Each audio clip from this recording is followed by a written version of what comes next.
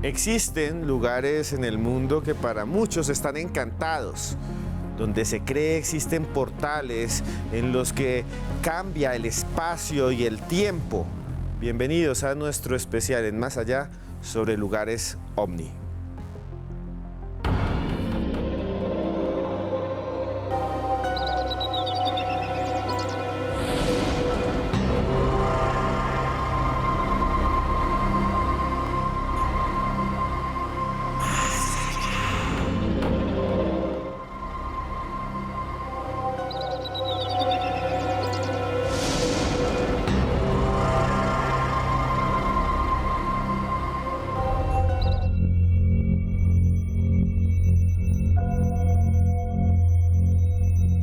Se dice que existen lugares especiales en los que los visitantes de las estrellas se contactan con los hombres. Cerros, valles y desiertos sagrados en los que ancestrales culturas creían ver a dioses, demonios y seres de otras esferas y dimensiones. Lugares como el Cerro del Candelabro de Paracas, ubicado en el departamento de Ica, en Perú. Un morro donde puede verse un diseño monumental esculpido sobre arenas sagradas hace más de 2500 años y que sigue siendo un misterio. Un territorio en el que se avistan objetos extraños y criaturas inexplicables. Lugares como el desierto de la Tatacoa en Colombia, en donde cientos de personas aseguran haber observado extrañas luces en el cielo y en donde algunos lugareños han construido un extraño ovnipuerto. ¿Qué se oculta detrás de la leyenda? Acompáñenos esta noche a conocer un cerro argentino en donde un extraño aparato dejó huellas gigantescas y la experiencia de Roberto Tobar Gaitán, quien explora desde hace décadas los cerros de Tabio y Tenjo, solo aquí, en Más Allá.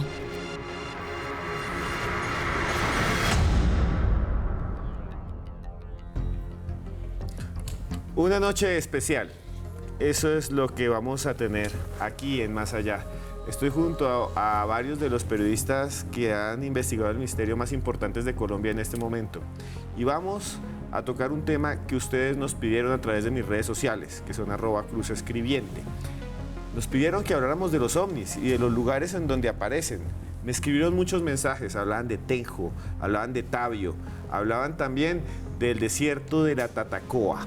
Hoy vamos a ir hasta esos puntos de la geografía de nuestro país y a otros para mostrar sitios donde aparentemente lo que nunca habíamos pensado, lo imposible, se hace realidad. Y para eso me acompaña aquí el señor William Chávez, que es ufólogo, investigador, toda una vida dedicada a estos misterios. Muy buenas noches. Gracias, Esteban, por la invitación a la mesa redonda y a todos nuestros televidentes. Más Allá. Sí, es un tema apasionante y vamos a hablar sobre Colombia, sobre Latinoamérica y estos puntos de contacto, pero a nivel como científico y qué es lo que pasa ahí. Y también, digámoslo, el padre del periodismo de misterio en Colombia, el que me enseñó muchas cosas a mí y a todos ustedes también les enseña cada vez que viene, Juan Jesús Vallejo. Muy buenas noches, Juan Jesús. Buenas noches, ¿cómo estás, Esteban? Pues todo un placer estar acá. Los ovnis no solamente aparecen, sino que hay lugares que no sabemos por qué aparecen más que en otros sitios, pero de todas formas no es un fenómeno ni algo nuevo.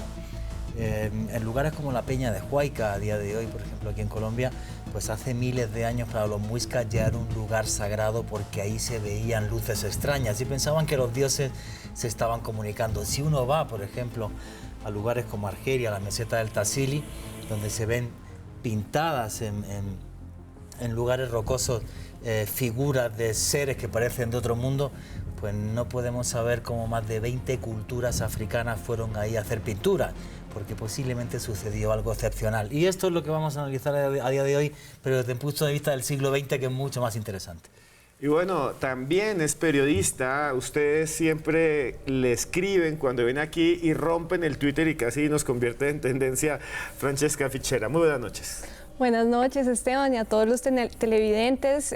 Bueno, este tema del día de hoy es muy interesante y yo creo que la pregunta realmente acá no es si suceden cosas extrañas, eventos paranormales, más avistamientos ovnis en estos lugares, porque eso ya está comprobado, sino qué es lo que une a todos estos lugares en diferentes puntos del planeta Tierra, qué es lo que tienen en común, y eso es lo que vamos a tratar de explicar hoy. Bueno, señores, ustedes son el siguiente invitado y con puntos más allá, se llama puntos OVNI más allá, en nuestro numeral nos pueden escribir lo que quieran. Y antes de que sigamos, observen la siguiente nota y díganos qué piensa.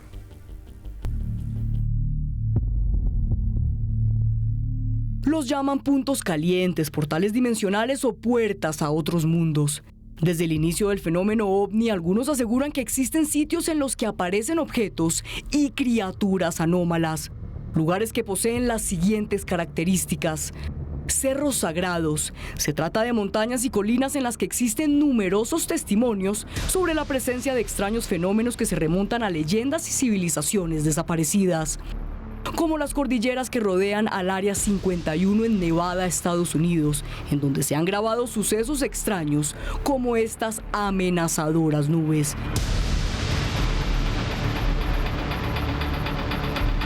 Montañas que también han servido de inspiración a películas como La montaña embrujada, en la que un taxista debe llegar a un punto caliente para salvar la tierra. Are you doing this? There's no way. Seth, no. My brother and I. Sin embargo, las montañas no son los únicos puntos de contacto. Desiertos encantados. Se trata de lugares áridos y con poca población en los que se hacen visibles esferas de luz y extraños objetos.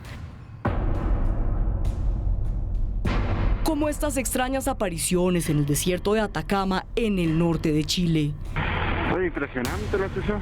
¿Leyendas milenarias o fenómenos procedentes de otro mundo? Tal vez la leyenda esté más allá de las estrellas. Una realidad inquietante, y decimos realidad porque es una realidad. Desde hace mucho tiempo hay lugares en el mundo donde lo que realmente no debería suceder expande cada día. William, usted mismo vive en Tabio, ¿es verdad? Sí, yo vivo en Río Frío, Tabio, cerca de la Peña de Huayca, un lugar, un hot UFO, le llamamos los investigadores del fenómeno OVNI. Llevo 35 años investigando la denominada Peña de Huayca, que se escribe con J, pero realmente los muiscas lo escribían con H, Huayca, que era el término muisca para ellos, que era la morada del Moán.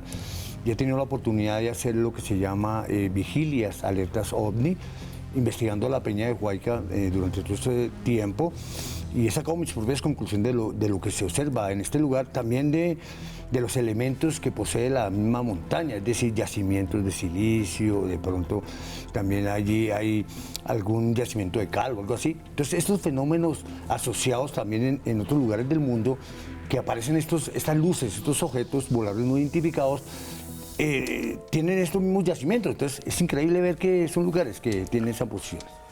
Francesca, hay algo muy interesante, es que estos sitios generalmente se vuelven como una especie de puntos no solo de avistamiento OVNI, sino de turismo. Usted estuvo investigando un poco ese aspecto, ¿no? Claro, sí, yo estuve ahí presente en la Peña de Huayca y sí, se vuelven sitios que atraen ese estilo de turismo alternativo que culturalmente tienen además un valor muy grande porque son siempre lugares que las civilizaciones antiguas, que los pueblos indígenas adoraban, eran lugares sagrados, son lugares mágicos. Entonces no es algo que haya pasado hace 20 años, ni siquiera hace 30, son miles y miles de años que estos lugares concentran la atención de todo el mundo. Jorge, eso es lo que yo iba a decir. Estos lugares no son lugares que hoy en día alguien vio una luz y se volvieron famosos, no. Son lugares que históricamente se han visto como encantados, hechizados. Efectivamente, donde antiguamente lo pensaban que es que los dioses se comunicaban con nosotros. El tema del turismo a mí es algo que me parece maravilloso, ¿vale? Por ejemplo, San Clemente en Chile, que está apoyado por Cernatur. San Clemente, que es un valle en el desierto de Atacama donde se ven muchísimos ovnis y tal, y Cernatur apoya que haya un montón de visitas a ese lugar para gente que quiere tener experiencia. Hace como 2 semanas se reabrió en México, por ejemplo, las rutas del misterio que se hacían en la zona del silencio, que es uno de los lugares más misteriosos del mundo, un desierto donde de repente las señales de radio no funcionan, donde aparecen un montón de micrometeoritos. Es un lugar muy, muy extraño. Entonces me parece genial que las autoridades apoyen este tipo de turismo porque el misterio es cultura, lo que llevo diciendo muchos años. Claro, y de alguna manera el misterio hace parte de la historia de los pueblos. Sí, claro, como por ejemplo en Huayca con el tema de los muiscas, o por ejemplo hablando de las culturas del desierto de Atacama, donde por ejemplo ahí muy cerca están las momias más antiguas del mundo, que son las de Chinchorro, que tienen 7000 años de antigüedad. O sea, claro que se pueden hacer tours mágicos, como por ejemplo hacemos en unmundodemisterio.com con el tema de la Candelaria, ¿no? O sea, uno puede recorrerse Bogotá de 1000 formas. Una es a través de la curiosidad y el misterio. Y repito otra vez, el misterio es historia y es cultura. Francesca, cuando usted ha investigado estos lugares, ¿qué es lo que ha encontrado que lo ha sorprendido? Bueno, por ejemplo, en el caso de Huayca, ya que estamos hablando de eso, tanto Huayca como Capilla del Monte en Argentina, donde está el Cerro Uritorco, son dos lugares donde, por ejemplo, la mitología dice que hay seres intraterrenos. Seres que viven adentro de la tierra y que tienen esa conexión con los dioses. Entonces, ¿qué pasa? Que en estos lugares hay energías especiales que hacen que la gente se pueda conectar con los dioses, que puedan meditar. Es decir, hay un saber sagrado. Entonces, me llama mucho la atención que, por ejemplo, tanto Huayca como Uritorco comparten esta mitología en común de los seres intraterrenos. Bueno, señores, ustedes que están ahí no se vayan porque ahora sí les vamos a mostrar esos lugares. Vamos a viajar gracias a la televisión con ustedes hasta allá. Pero antes, este es el libro oficial de Más Allá. Se llama Expedientes X Colombia. Lo consiguen en cualquier librería del país. Apariciones, casos ovni. Ahí hay uno que tiene que ver con el tema de hoy, que queda en Nopsa, el Cerro de Aranda. Lo consiguen en cualquier librería del país. Van allá y lo preguntan. Expedientes X Colombia. Lo tienen que tener. Y bueno, ya volvemos porque esto es Más Allá.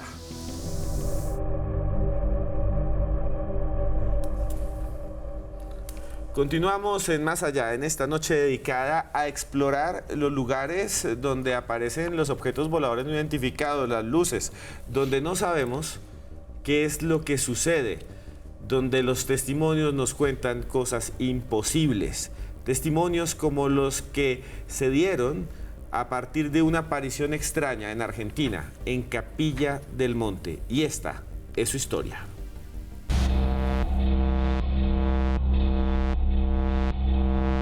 Se dice que existen lugares en los que la realidad se desvanece abriendo espacio a otra dimensión. Lugares como Capilla del Monte en Argentina, un pequeño pueblo de 10.000 habitantes en el norte de Córdoba, visitado por miles de personas de todo el mundo en busca de lo imposible. Un lugar donde sucedió uno de los eventos ovni más importantes de toda la historia. El 9 de noviembre de 1986, un ovni flotó durante un tiempo sobre una de las sierras de la zona y dejó una huella ovalada de 122 metros de largo por 64 de ancho, que dejó marcado el terreno por más de 3 años. Asimismo, 3 testigos que vivían en un cerro cercano llamado Pajarillo dijeron haber visto esa noche una nave redonda con ventanillas y una luz roja enceguecedora que iluminó su casa. Testimonios que se siguen repitiendo en la actualidad. Y había 2 naves, una en cada punta, que vigilaban la salida y entrada de las naves que salían de acá. Eso fue en 2013. Avistamientos de ovnis y humanoides que siguen siendo registrados año a año. Porque no puede prenderse y apagar como una luz. Sí, es una luz. Oh, sí. Ay, pero no sé, bueno, pero se ve como una luz. Sucesos inexplicables que hacen de Capilla del Monte un lugar repleto de misterio.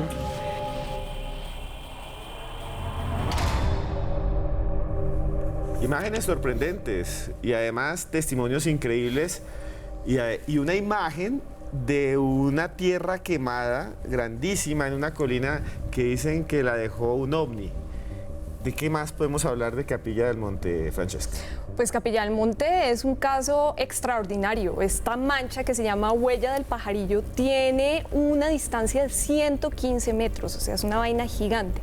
Y además de eso, pues dicen que encontraron animales disecados, como si les hubieran chupado todos los líquidos, toda la sangre, quedaron disecados ahí después del avistamiento ovni que tuvo lugar en ese lugar. Además de eso, el pasto después cuando volvió a crecer, porque estaba todo chamuscado, cuando después volvió a crecer, los animales de la zona no pastaban ahí, no comían el pasto de la zona donde antes estaba la huella del pajarillo. Entonces es realmente algo misterioso lo que sucedió ahí y tiene mucho que ver con el Cerro de Uritorco, ¿no? Con toda la historia, con toda la mitología que encierra el Cerro de Uritorco, porque dicen que ahí había una puerta astral y había una puerta a la entrada de la ciudad de Jerx. Esta es la mitología que dicen, que era un pueblo que vivía adentro de la montaña. Entonces es realmente misterioso. Señor William Chávez, usted también conoce muy bien este caso. Sí. ¿Qué nos puede contar? Bueno, en la investigación, aquí tengo un libro que se llama ERS, Encuentros Remanentes Cósmicos Siderales, y aquí está el libro escrito por el contactado Dante Franz, también de ERS. Aquí hay una nave o una luz que logra tomar en este lugar. Hay varios libros también que están relacionados con la zona, con este lugar. ERS, supuestamente la mitología habla de que allí existió un bastón de mando y que allí también existió el Santo Grial, dice la mitología, y que Ers es una ciudad intraterrena de las cuales los habitantes de la zona han logrado ver salir estas luces que le llaman remanentes cósmicos siderales, que muchos grupos a nivel internacional van a investigar la zona. Ahora, Ers, la capacidad de Ers en distancia a otros cerros, como es el cerro de Mistitlán, que es en el Alto Paititi, también en el Alto Paititi hay otro lugar, 1.333 kilómetros, unido al la Sierra de Paraúna, otros 1.333 kilómetros. Lo más curioso es que estos lugares en la ufología los hemos catalogado como líneas ortotécnicas, lugares donde estas luces salen y se dirigen a esos cerros. Entonces, también igual al Monte Shasta, California, en Honduras hay otro cerro, y la misma zona del silencio, como lo denominó Juan G. Vallejo. Esa zona del silencio, allí muy cerca también hay una peña llamada Peña Bernal. Todos estos lugares reúnen las mismas condiciones que reúne en el Capillamonte, en el Cerro Uritorco, Ers. Y la mitología es muy grande para poder hablar. Aquí se habla más de una hermandad que supuestamente habita en otra dimensión y que todas las personas que han tenido este tipo de experiencia de contacto logran contactarse con esos seres de esa hermandad. Y allí ellos recibirían lo que es supuestamente el origen de la humanidad. ¿Y qué piensa de eso, Juan Jesús? Voy a intentar aclarar todo esto porque nos está quedando un zancocho del carajo. Voy a intentar. Los indígenas de la zona de Capilla del Monte, donde está el famosísimo Cerro Uritorco, que era una montaña sagrada, eran los indígenas comechingones, ¿vale? Que ya no existen y hace muchísimo tiempo. Tiene un nombre muy raro. Un nombre muy chistoso, sí. Bueno, pues los comechingones tenían la leyenda de que debajo del Cerro Uritorco, no la huella que habéis visto, que eso es en el Monte del Pajarillo, que está muy cerca, ¿vale? Que en el Cerro Uritorco, debajo del cerro, vivían unos seres en una especie de ciudad que ellos llamaban Ers. Lo traduzco de otra forma. Esto es como si vamos a la mitología celta y vas a un lugar y entonces te hablan de duendes, de gnomos y de elfos y que salían de la tierra. Es la misma vaina, ¿vale? Exactamente igual. Y además había un bastón de mando que luego se rompió, y hay una historia tremenda con esta historia. Un bastón de mando que tenían los indios comechingones, del que se hablaba que el que lo pudiera llevar hasta la ciudad de Er se convertiría en el dueño del mundo y cosas así. Eso es la parte de leyendas. Que no deja de ser curioso que tras esa parte de leyendas haya una parte de realidad intangible, que son las luces que entran y salen del Cerro Uritorco, ¿vale? Hay que tener también en cuenta una cosa. Puede haber defectos o cosas geológicas que provoquen que haya luces. En la Patagonia, en Argentina, por ejemplo, está la famosísima luz mala. Bueno, pues la luz mala no es ni más ni menos que cuando un carro o algo anda cerca de una tierra que es rica en fosfato, y entonces puede haber luminiscencias que salgan de ahí. Eso sí tiene una explicación científica. No tendría una explicación científica el por qué entran y salen luces, por ejemplo, del Cerro Uritorco, o por qué cuando está filmando una cámara el volcán Popocatépetl en México de repente se ve como una lucecita que entra, que eso está filmado varias veces. Eso es lo que no tendría explicación. Francesca, ¿qué pensás de todo esto? O sea, mitos y un cerro donde queda una huella. Sí, digamos que el lugar es especial, como decíamos, por estas dos razones. En este momento es porque hay muchos avistamientos ovnis, pero ¿qué pasaba hace miles de años? También era importante, también era sagrado, como para los muiscas era huayca. Entonces, ahí uno empieza a ver, bueno, ¿qué hay detrás de estos lugares? ¿Qué los hace especiales? Obviamente está la explicación más espiritual, más alternativa, y está la explicación también científica, que dicen que precisamente son lugares donde hay anomalías de electromagnetismo, ¿sí? Donde se presentan condiciones especiales para que se vean luces, donde hay muchas tormentas eléctricas, como en esta región de Córdoba, en Argentina, se presenta mucha tormenta eléctrica, y en el caso de los volcanes, pues también son lugares donde se concentra esa energía electromagnética. La pregunta es, ¿qué es lo que une la energía electromagnética del planeta Tierra con este estilo de eventos paranormales? Es que esa es la clave. Cuando hablaba William Chávez de líneas de ortotenia, voy a explicar eso, ¿vale?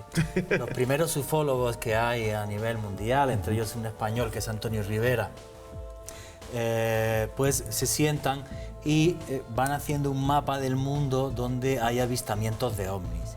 Y entonces unen esos puntos con unas líneas y se dan cuenta que efectivamente en esas líneas también hay avistamiento. Entonces definen a ellos eso como líneas de ortotenia, que sí tienen que ver con el geomagnetismo de la Tierra. Como si esas naves que vienen, a las que no les vemos sistema de propulsión ni les vemos alas, utilizaran la energía magnética de la Tierra para poder moverse. Es una teoría, no deja de ser eso, pero la NASA ya también intentó hace unos años con un experimento que fracasó utilizar la energía magnética de la Tierra para tener energía fuera, para montar una base desde la que lanzar objetos fuera de la Tierra. O sea, la NASA lo ha intentado, no estamos hablando tampoco de locura, porque el magnetismo de la Tierra provoca energía. Bueno, William, una pregunta que yo le iba a hacer a usted sobre estos puntos. Cuando se ven esos avistamientos, cuando hay estos avistamientos se vuelven súper conocidos estos puntos. Okay. Y la gente va hasta allá y empieza a hacer campamentos, vigilias, y empieza a generarse un movimiento. Sí, esotérico. Esotérico alrededor de eso, que ha sido a veces cuestionado. ¿Qué piensa usted de eso?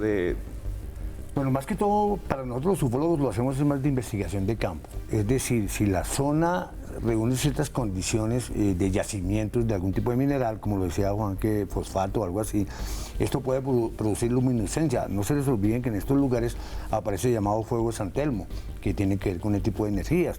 Y a veces la gente confunde ese tipo de fuego de San Telmo con los llamados objetos voladores no identificados. Pero cuando estamos viendo que en estos lugares aparecen estas luces que son inteligentes, que hacen ángulos imposibles, todo esto, hay que investigar el por qué y el para qué, ¿sí? Entonces nos damos cuenta en la investigación, cuando se recogen estos elementos, en el caso de minerales de silicio, cristales de cuarzo, de pronto pirita, o son yacimientos de cal, como el Noxa, entonces son lugares que decimos, siempre los objetos voladores no identificados aparecen en esos lugares, hacen esos ángulos imposibles y se dejan videograbar. Ahí tenemos algunos videos que los pueden encontrar en mi canal de YouTube, donde aparecen esos ovnis, no solo en Earth, en el desierto de la Tatacoa, también en la Peña de Huayca, sino en varias partes de Colombia. Un tema clave, ¿vale? Lo que está diciendo William Chávez de la investigación de campo. Yo tuve la suerte de poder entrevistar a Dante Franz, que tú también lo conoces, que fue testigo del avistamiento ovni que provocó la huella que estamos viendo en la pantalla, la huella del Cerro del Pajarillo. Él fue de las primeras personas que llegó hasta la huella y efectivamente él me dijo que tomó muestras y demás, que todo estaba completamente calcinado y el tema de los animales como si estuvieran secos, o sea, como si hubiera sido un calor que hubiera sido de repente como muy inmediato, o sea, una temperatura muy alta, luego se hubiera ido. Bueno, señores, ustedes quédense ahí. Este libro nos lo recomienda Planeta, de su sello Luciérnaga. Como lo ven, se llama Expedientes Secretos de la Segunda Guerra Mundial. Expedientes Secretos de la Segunda Guerra Mundial. Gracias, Tatiana, por enviarlo. Y lo consiguen en cualquier librería del país. Y no se vayan, porque esto es Más Allá. Continuamos en Más Allá en esta noche en la que hablamos de lugares ovni, lugares que son puntos calientes. Vea, un saludo grandísimo, aquí está Nomás Yo, Carechimba, Derly, Fierita 83, Jenny Garzón, Pedro J. Lombana, la familia que está en México, que es la familia Mejía, el señor Tulio Fernández, a todos ustedes muchas gracias por estar ahí. En Rusia sucedió un caso sorprendente, un caso que cambió la historia y justo en los tiempos de la Unión Soviética. Observen esta nota y coméntenla con el numeral de esta noche.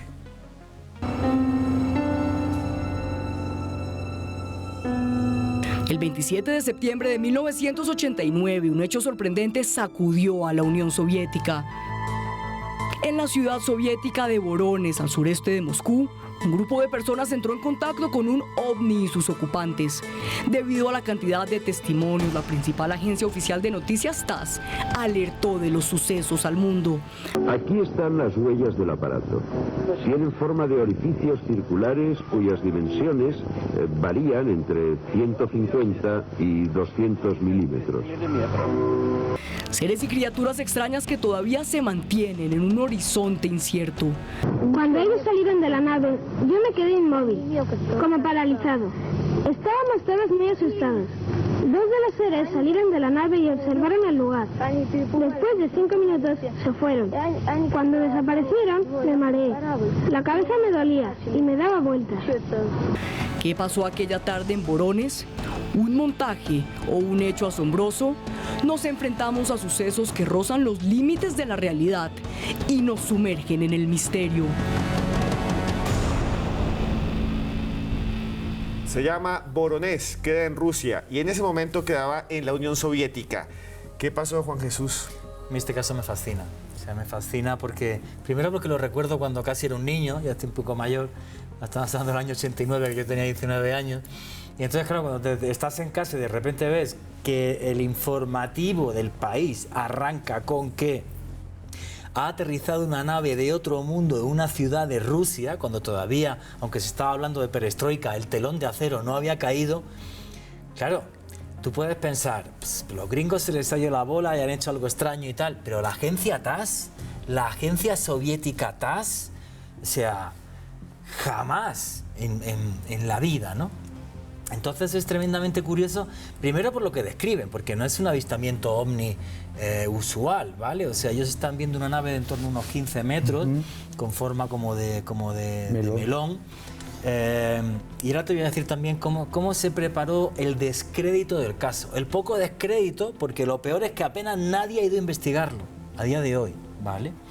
Que yo sepa, a día de hoy lo han investigado Jacques Vallée, que se desplazó hasta la zona, y Pablo Villarrubia, muy amigo mío por cierto, que también estuvo allí, pero le hubieran hecho falta 2 semanas más para coger más testimonios y más cosas, ¿vale?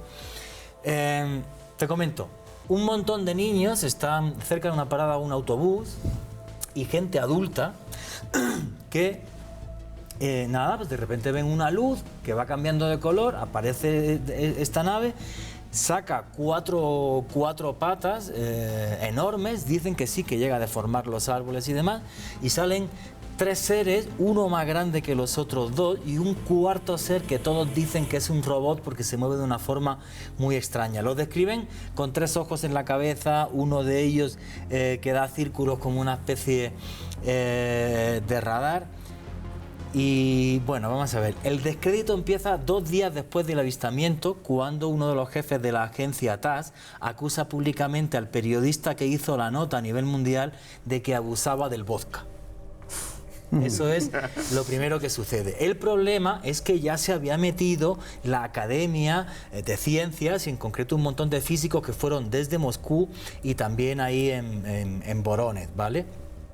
Ellos son los que miden las huellas, dicen que por la profundidad de las huellas el aparato tenía que pesar en torno a 11.000 kilos, a 11 toneladas. Mandan también psicólogos para que entrevisten a los niños y que vean que es cierto, y los psicólogos dicen que es imposible que algo así lo hayan inventado. Y eso que habéis visto, que es de un programa español que se llama Informe Semanal, el periodista que llega allá, ya no le dejan entrevistar a los adultos que había en la parada de autobús, para que al aparecer solo niños, la gente pudiera llegar a pensar, esto es una chiquillada. Claro. El jefe de policía de Voronezh, que tengo por aquí el nombre, ahora lo digo, vio el ovni. El jefe de las milicias soviéticas del año 89 en Voronezh, no cualquiera, ¿vale? Lo vio, Vladimir Ledebev. O sea, es algo increíble. Y aparte, Era el telón de acero, fueron periodistas que esto ni les iba ni les venía, como el que fue de Informe Semanal, con todo mi respeto, que ni le iba ni le venía. Solo va un ufólogo, que es Jacques Vallée, y que yo sepa, en 20 años, luego va Pablo Villarrubia, pero con poco presupuesto para investigar esto hasta el fondo. Es que es una cosa increíble. Bueno, es realmente asombroso, pero en Colombia también tenemos lugares asombrosos. Yo sé que Francesca quiere decir algo de Voronezh. Sí. Bueno, muy rápido, porque se nos acaba el tiempo sobre esto. Bueno, sí, yo quería complementar lo que decía Juanje, porque sí realmente hubo una campaña de desinformación y de tratar de hacer pasar el cuento como una tontería de niños, pero realmente en el sitio hubo 50 testigos, 50. Es un contacto, es un caso de contacto del tercer tipo, porque hay seres que bajaron de la nave y todo, visto por más de 50 personas. Y además de esto, el investigador Jacques Vallée, después cuando se desplazó al lugar, cuando estuvo en Rusia, habló con 2 ingenieros de la fábrica de aviones de ese lugar, de esa ciudad, y además habló con un profesor de física de la universidad de esa ciudad. O sea, no era gente loca ni eran niños hablando de tonterías. Realmente pasó. Después se supo que antes de este evento hubo otro evento cerca a la planta nuclear de esa zona donde más de 100 personas vieron un objeto volador no identificado. Bueno, y cerca, o mejor, donde vive el señor aquí, William Chávez, también vive el gran padre también del periodismo de Colombia de misterio, que es el señor Roberto Tobar Gaitán. Él desde allí nos envía la siguiente nota.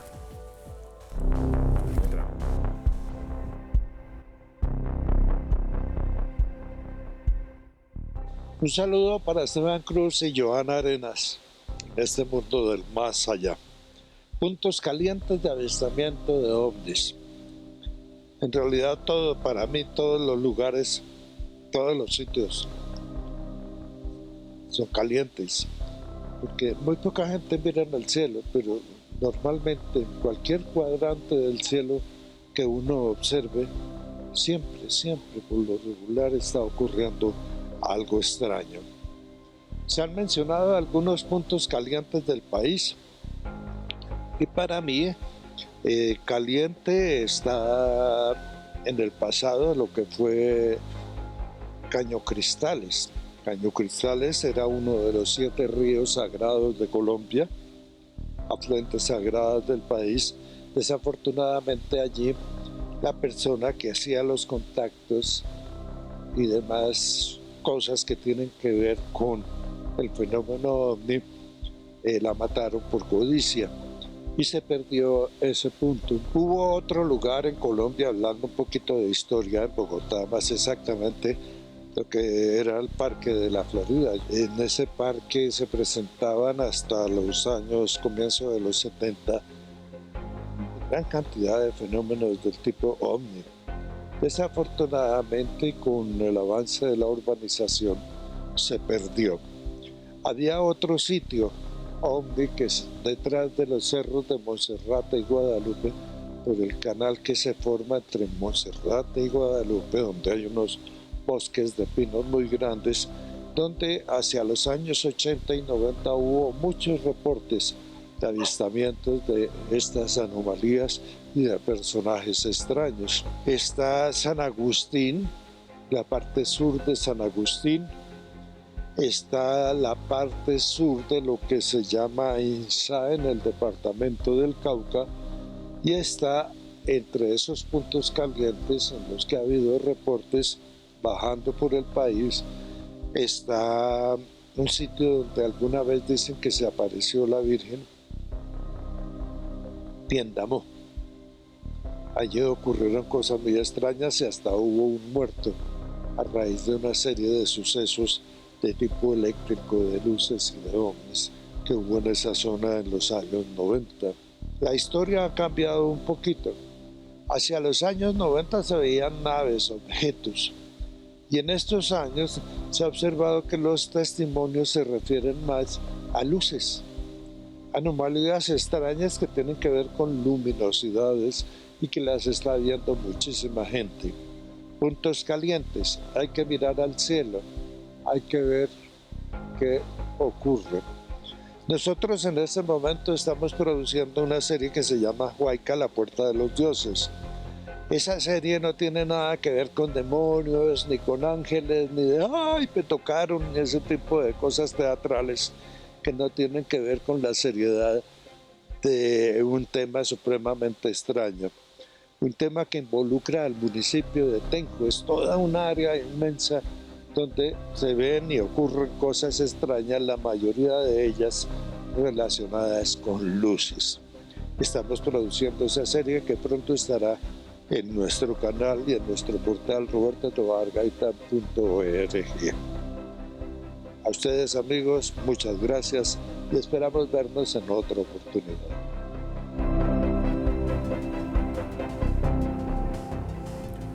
Muchas gracias a Roberto Tobar Gaitán, que ha investigado esos temas desde los años 80. Pronto tendrá una serie, él lo estaba diciendo, en YouTube, en su canal, sobre Huayca, la puerta de los dioses. Véanla, búsquenlo simplemente y verán, si les gustan estos temas, que van a encontrar cosas sorprendentes. William Chávez nos hablaba de puntos calientes y nos habla de lugares como Piendamó, Cauca. Eso yo no lo tenía en el radar. ¿Usted conoce ese caso? Conozco todos los casos que dice Roberto porque tuve la oportunidad de estar con él en el año 91, años 92, 93 en las varias series que él hizo, Colombia Oculta, Historias Secretas en Colombia. Y esto de Piendamó es muy curioso porque un 13 de noviembre del año 1990, una niña de 13 años logra observar una luz muy extraña que aparece en Piendamó y ahí se hace comunicado con un ser muy parecido a la Virgen. Pero los campesinos de la zona dicen que esa noche aparecieron luces en el cielo y se fue la luz en toda la zona. Dicen que esto tenía que ver con la guerrilla, la FARC, en ese entonces.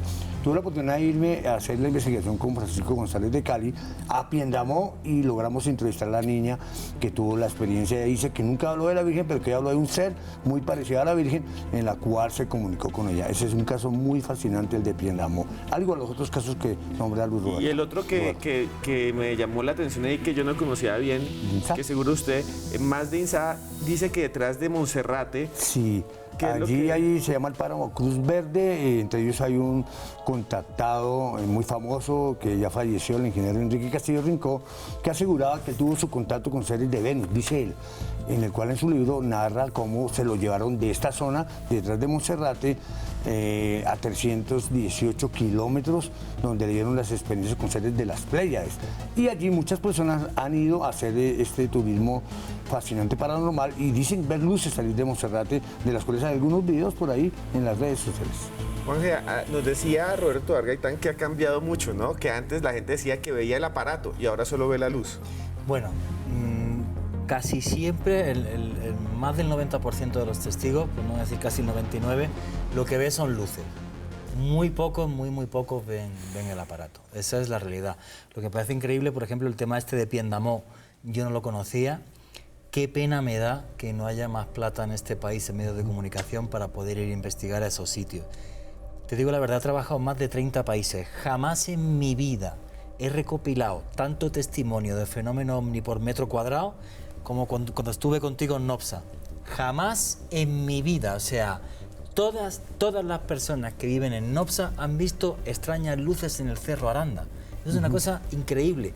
Jamás en mi vida había visto tal cantidad de testimonios. O sea, ahí está pasando algo seguro, aparte que tenga también toda su parte histórica y mitológica. Bueno, señores, ustedes no se vayan porque vamos con Más Allá Plus después de estos breves comerciales. Ya volvemos.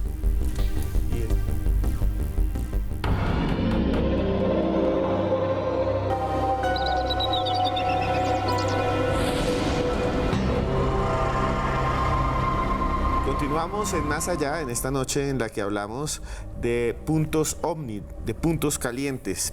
Y un saludo rápido a María José Castaño, rápidamente por aquí está Laura, Derly, Jenny Garzón, No Más Yo. A todos ustedes, gracias por escribir por ahí una pregunta o varias, las voy a hacer después de esta sección, porque no le quiero quedar mal a Joana. Muy buenas noches, Joana. Buenas noches, Esteban, y siguiendo con este recorrido por los puntos rojos del fenómeno ovni, yo le quiero hablar de este lugar, San Clemente, en Chile. San Clemente es una ciudad que queda en la región del Maule y allí, según sus habitantes y las personas que han ido a visitarlo hace más de 10 años, se han experimentado o se han contado mejor experiencias no solo con naves, sino también con seres de otro mundo. Desde el 2008 resulta que el Servicio de Turismo de ese país, de Chile, decidió convertir estos 30 kilómetros en una ruta ufológica. Esta ruta está llena de lagunas, de montañas, de algunas reservas que lo hacen un lugar propicio para el avistamiento precisamente de ovnis.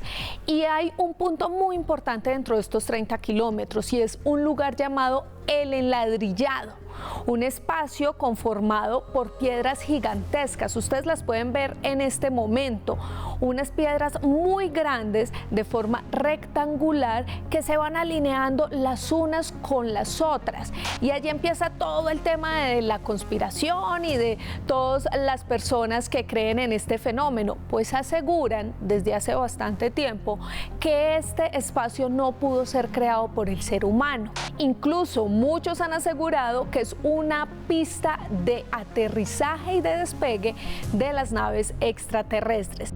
En el 2010, un periodista llamado Rodrigo Ugarte de Mega Noticias de Chile fue hasta el lugar a investigar, a buscar testimonios de estos supuestos fenómenos que sucedían allí.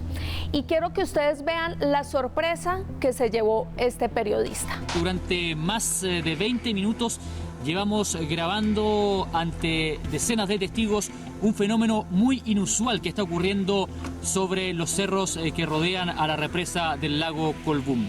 Una luz que cambia de colores, que sube y que baja, que remonta a los cielos, está siendo captada por nuestras cámaras. En primera instancia pensamos que se podía tratar de un cazador de conejos que se guiaba con su foco. Pero la luz comenzó a avanzar muy rápido para ser un hombre a pie. La segunda opción fue un vehículo de la represa recorriendo el área. Pero las distintas tonalidades de sus luces y otros hechos muy pronto echarían por tierra las primeras explicaciones racionales. Ustedes han podido ver lo que las cámaras de Mega Noticias pudieron capturar esa noche. ¿Qué opinan? ¿Qué les parecen estas imágenes? Yo sí quisiera, Esteban, que ustedes junto a nuestros invitados de hoy pues pudieran analizar un poco más esta historia y sobre todo las imágenes captadas por este periodista. Los invito a que sigan participando con nuestro numeral de hoy y nos vemos en 8 días con otro Más Allá Plus. Realmente es interesantísimo este tema. Francesca, San Clemente. San Clemente, bueno, dicen que si uno quiere ver un ovni en la vida, este es el lugar a donde tiene que ir. En promedio se registra un avistamiento semanal, o sea, es un lugar donde sí o sí la gente puede ver, por eso se ha vuelto también un lugar muy apetecido por turistas. La ruta ovni comprende un montón de lagunas y lagos, la laguna Maule, el lago Colbún y 2 volcanes. Esto también es muy interesante porque de nuevo aparecen estos elementos, hay volcanes y además hay una represa, una central hidroeléctrica donde también, digamos, han visto luces, donde suceden cosas extrañas, no solamente el fenómeno ovni, sino también otro tipo de fenómenos paranormales que la gente ya los vive como si fueran cualquier cosa, como si fueran del día a día. Bueno, en pantalla teníamos una luz, no sé qué piensan ustedes.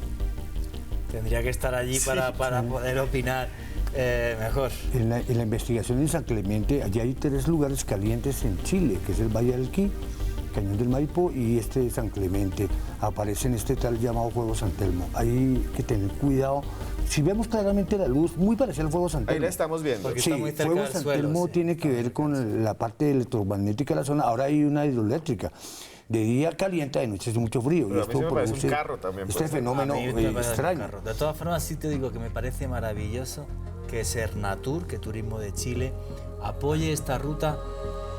La gente que tenga la suerte de tener experiencias bien y si no, pues nada. Es como, por ejemplo, nunca he ido con William a la peña de Huayca a pasar allí una noche cerca, pero sales de Bogotá, ves el campo, ves una montaña sagrada y si tienes la suerte de ver ovnis bien y si no, pues charlas con un montón de amigos. Francesca se ha ido a vigilias ovnis, ¿verdad? Sí, yo he ido, yo estuve en Huayca con William, de hecho. Sí. Y bueno, yo por mi parte no vi ningún ovni, pero sí se siente una energía especial y yo creo que eso es indudable. Hay lugares, así como cuando uno entra a templos o como cuando uno va a Egipto, yo creo que Juan G nos podría contar más.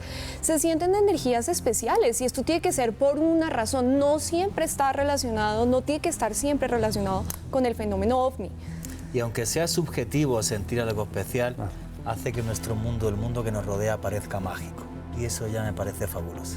Bueno, hay una pregunta que estaban haciendo aquí todos, creo que es Hummingbird, que dejó para ustedes esta noche con el numeral puntos ovni más allá.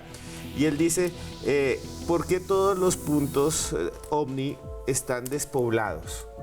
Porque son desiertos y montañas. Bueno, el Parque de la Florida, ¿no? Está súper poblado. O sea que...